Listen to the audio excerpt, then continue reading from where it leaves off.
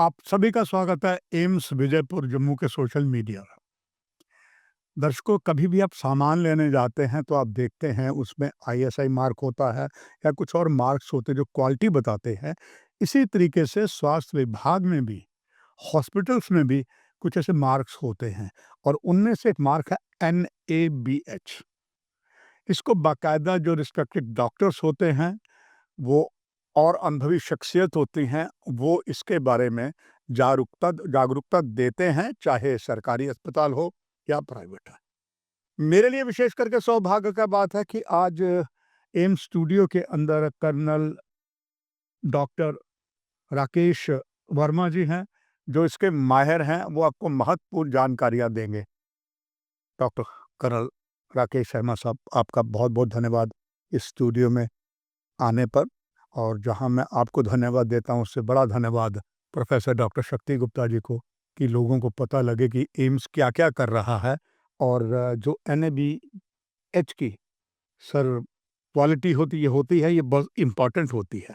तो आपसे जानना चाहूँगा सर, जो ये NABH है या जो क्वालिटी केयर है, चाहे सरकारी अस्पताल में, प्राइवेट में, इसका अर्थ क्या है और पेशेंट्स इससे कैसे जागरूक हो सकते हैं?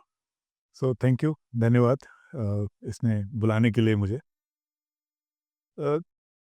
हेल्थ केयर में यानी हॉस्पिटल्स में जो पेशेंट्स को केयर मिलता है, जो उनको ट्रीटमेंट मिलता है या जो उनका देखभाल होता है, उसको एक एक्रेडिटेशन के प्रक्रिया के ज़रिए ये तय किया जाता है कि वो अस्पताल में जो सुविधाएँ, जो ट्रीटमेंट, जो केयर दी जा रही है, वो स्टैंडर्ड्स के मुताबिक है या नहीं है। तो इसके लिए अ, हर देश में एक्रेडिटेशन बॉडीज़ होते हैं, जो हॉस्पिटल्स का और बाकी के हेल्थ केयर ऑर्गेनाइजेशंस का असेसमेंट करते हैं, सर्वे करते हैं और फिर उसके बाद ये तय करते हैं कि वो अस्पताल में जो काम हो रहा है पेशेंट से रिलेटेड, वो एक्रेडिटेशन स्टैंडर्ड्स के हिसाब से है या नहीं है। तो अपने देश में कुछ एक एक्रेडिटेशन बॉडीज़ हैं, जिसमें सबसे प्रोमिनेंट जो है वो NABH है। और NABH का मतलब है national accreditation board for hospitals and health care providers. ये क्वालिटी काउंसिल ऑफ इंडिया का एक कॉन्स्टिट्यूएंट बोर्ड है, मतलब क्वालिटी काउंसिल ऑफ इंडिया के अंदर में बोर्ड्स हैं, जी, जिसमें से एक बोर्ड NABH भी है। जो सबसे ज़्यादा बैकबोन हम कह लें तो और गलत नहीं होगा। हाँ, हेल्थ केयर सिस्टम के लिए तो वही रेलेवेंट है। जी। क्वालिटी काउंसिल ऑफ इंडिया जो है वो भारत सरकार का एक ऑटोनोमस ऑर्गेनाइजेशन है, जो देश में क्वालिटी इंफ्रास्ट्रक्चर को देखता है। तो एक्रीडिटेशन प्रोग्राम को बनाना और उनको चलाना उनके काम में शामिल है। और अस्पतालों के लिए या हेल्थ केयर ऑर्गेनाइजेशंस के लिए NABH बोर्ड है जो देखता है इसको। तो NABH बोर्ड के जो स्टैंडर्ड हैं या किसी भी एक्रेडिटेशन बॉडी इंडिया में, भारत में अपने और भी हैं, तो NABH के स्टैंडर्ड जो हैं वो अ, बनते हैं और फिर उसके बाद में उन स्टैंडर्ड्स का भी अलग से एक्रेडिटेशन होता है। मतलब जैसे NABH ने स्टैंडर्ड्स बनाए, तो एक इंटरनेशनल ऑर्गेनाइजेशन है जिसको कहते हैं ISQA, international society for quality in health care. ये ऑर्गेनाइजेशन हर देश, दुनिया में जितने भी देश हैं, उन सब के एक्रेडिटेशन बॉडीज़ के स्टैंडर्ड्स को एक्रेडिटेशन करता है। मतलब आप ऐसे समझिए कि जो एक्रेडिटेशन स्टैंडर्ड्स भारत में NABH के द्वारा प्रचलित किए गए हैं या बनाए गए हैं या चलाए गए हैं, वो इंटरनेशनल मानकों के हिसाब से हैं या नहीं, वो ISQA में तय होता है। तो इस तरह से जो स्टैंडर्ड हैं NABH के, वो वर्ल्ड क्लास केयर को रिफ्लेक्ट करते हैं। और अगर कोई हॉस्पिटल उस प्रक्रिया से गुजर करके पास होकर के आता है, तो हमें ये एश्योरेंस होता है, हमारे लिए एक तरह से कह लीजिए गारंटी होता है कि वो जो वहाँ पर केयर है वो एक वर्ल्ड क्लास स्टैंडर्ड पर हो रही है।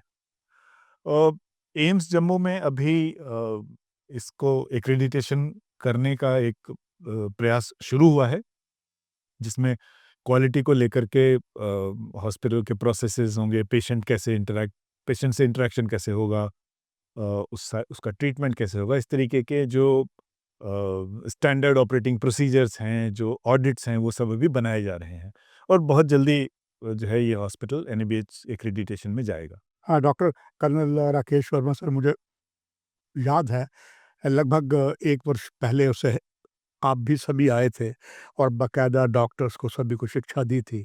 तो ये दर्शाता है कि एम्स इसलिए सीरियस है।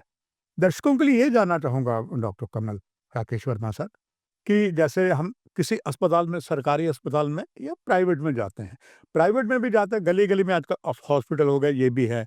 क्या अगर उसमें पेशेंट को देखना है कि क्या whether it is really registered with the NABH है कि नहीं? अगर कोई प्राइवेट हॉस्पिटल में जाता है, कई बार होता है सर, रास्ते में कोई एक्सीडेंट हो गया, पास में कोई हॉस्पिटल देखता है, वहाँ चला जाता है। तो सर वहाँ कई बार होता है कि उसको प्रॉपर ट्रीटमेंट नहीं मिलता, मगर जहाँ एनएबीएच होगा तो वो संतुष्टि होगी कि ये रजिस्टर्ड है, एक्रीडेटेड है। तो उसके लिए क्या जितने भी अस्पताल, ख़ास करके मैं बात करूँ जम्मू कश्मीर की, चूँकि यहाँ सर पेशेंट देवभूमि हिमाचल से भी आते हैं, 5 दरियाओं धरती पंजाब के भी आते हैं। तो उनको जो पेशेंट आता है, उसे क्या देखना चाहिए? क्या वहाँ जाना वहाँ तभी चाहिए जब वो एक्रीडेटेड हो एनएबीएच का?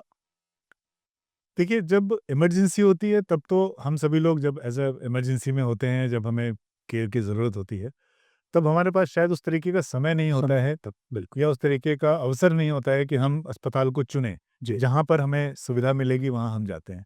लेकिन जो ऐसे ट्रीटमेंट या ऐसी चीज़ें जो हम प्लान करके करते हैं, मतलब जिसमें कोई इमरजेंसी नहीं है लेकिन हमको हेल्थ केयर की ज़रूरत है, डॉक्टर के पास जाना है, बिल्कुल सर। तो इसमें हम अस्पताल का चुनाव कर सकते हैं।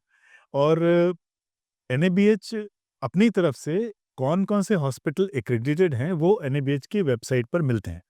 तो अगर आप कोई एनएबीएच की वेबसाइट विज़िट करें, तो वहाँ पर वो जाके देख सकते हैं कि उनके शहर में, मतलब उसमें अभी उन्होंने सर्च फैसिलिटी इंट्रोड्यूस किया है, जिसमें कि शहर का नाम आप डालेंगे, तो आपको उस शहर में कौन-कौन से अस्पताल हैं, वो आपको उसमें आसानी से दिख जाएँगे।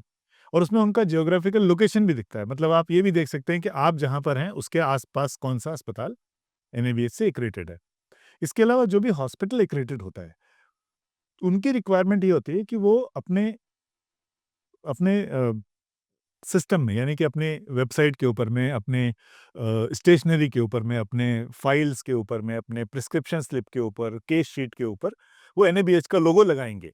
उससे 2 चीज़ें होती हैं, एक तो ये होता है कि सभी के लिए जानकारी हो जाती है कि एनएबीएच एक्रेडिटेड ये ऑर्गनाइज़ेशन है, ये हॉस्पिटल है, और उनके लिए एक तरह से क्वालिटी एश्योरेंस वाली बात है कि भई यहाँ पर जो सिस्टम है, उसको एनएबीएच ने असेस किया हुआ है और उस स्टैंडर्ड्स के हिसाब से है। और दूसरा एक बात ये भी होता है कि जो हॉस्पिटल का स्टाफ है, अगर वो लोगो जब सब जगह दिखता है, तो मरीज़ के लिए एश्योरेंस है, और स्टाफ के लिए ये एक रिमाइंडर होता है कि हम एक्रेडिटेड हैं, और हमें फिर जो अपना काम करना है, वो उस पर्टिकुलर तरीके से, उस स्टैंडर्ड के हिसाब से करना है।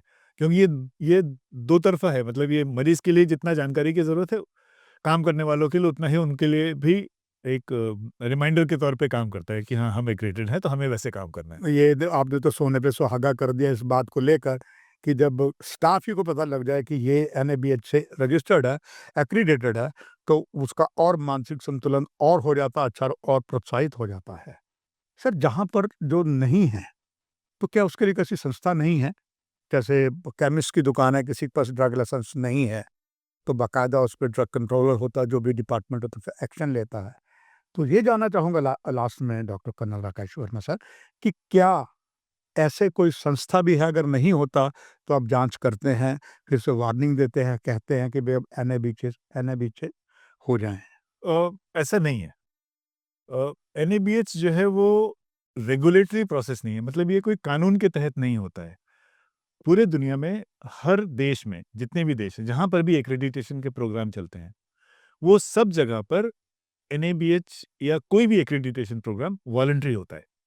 मतलब ऐसा कोई नियम कायदा या कोई ऐसा कानून नहीं है, या कोई ऐसा कोई पार्लियामेंट ने एक्ट नहीं पास किया हुआ है कि आपको एक्रेडिटेशन करना ज़रूरी है। तो एक्रेडिटेशन वॉलंटरी होता है। लेकिन जैसे गवर्नमेंट के स्कीम्स होते हैं, तो गवर्नमेंट जब अपने स्कीम, जैसे आयुष्मान भारत, गवर्नमेंट भारत सरकार का एक प्रमुख प्रोग्राम है, जी। जिसमें वो हेल्थ केयर सर्विसेज़ वो पूरे देश में कर रहे हैं। तो जितने भी गवर्नमेंट के स्कीम्स हैं, या जैसे सीजीएचएस स्कीम है, या ईसीएचएस का एक्स सर्विसमैन के लिए स्कीम है, और भी बहुत, हर राज्य में अपने-अपने हेल्थ केयर के स्कीम्स होते हैं। जी।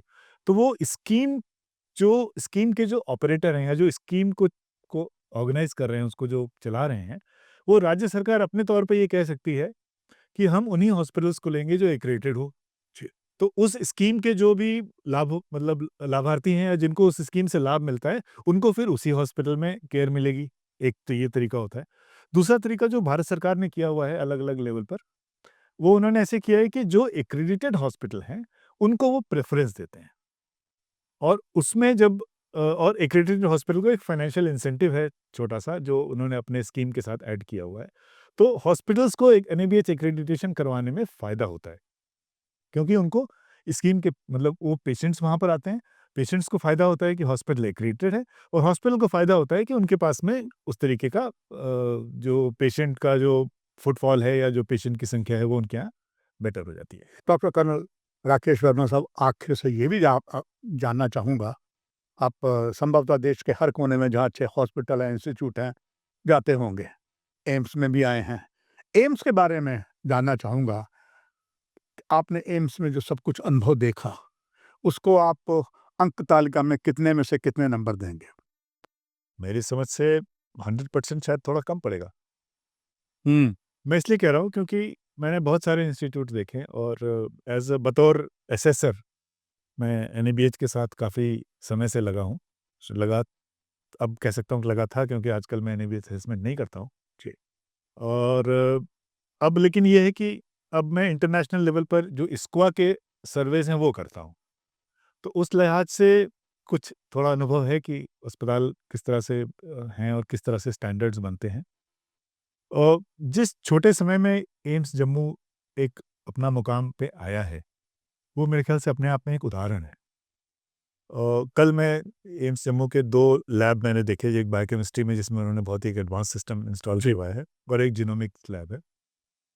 और ये बड़े मतलब मेरे लिए बहुत अच्छी बात थी क्योंकि प्रोफ़ेसर शक्ति गुप्ता मेरे गुरु रहे हैं और मैंने जो भी तालीम जो सीखा है अच्छा उनसे जी। सीखा है। हाँ। हुँ। सो मतलब एक ऐसा इंस्टीट्यूशन है जिसको अभी शुरू हुए 1 साल या 13 महीने आज जी, की तारीख बिल्कुल, में देखेंगे तो 13 महीने हुए हैं। बिल्कुल।